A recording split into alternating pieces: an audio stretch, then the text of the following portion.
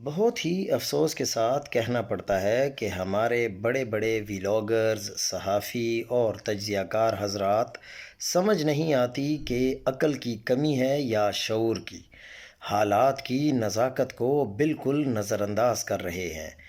جب دوسری طرف سے 27ویں ترمیم کی بات شروع ہو چکی ہے اور بلاول بھٹو کے ٹویٹ کے بعد صورتحال بالکل واضح ہو گئی ہے، تو اب کسی اور موضوع پر بحث کرنے کی کوئی گنجائش نہیں تھی۔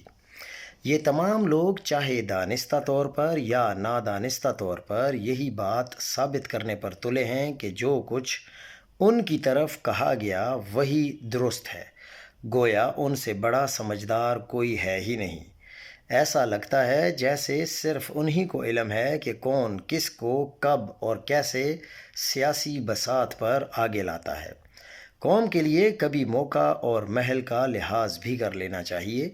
اگر کسی نے کوئی بات چھیڑ دی تھی تو تحمل سے مناسب وقت پر اس کا جواب دیا جا سکتا تھا، مگر افسوس کہ انہوں نے آپ پر ایک بازوکا چھوڑا اور آپ نے بجائے تحمل سے کام لینے کے کہا کہ ہم بھی وضو کر کے میدان میں آتے ہیں، پھر 4 5 اپنے ساتھ اور لے آئے۔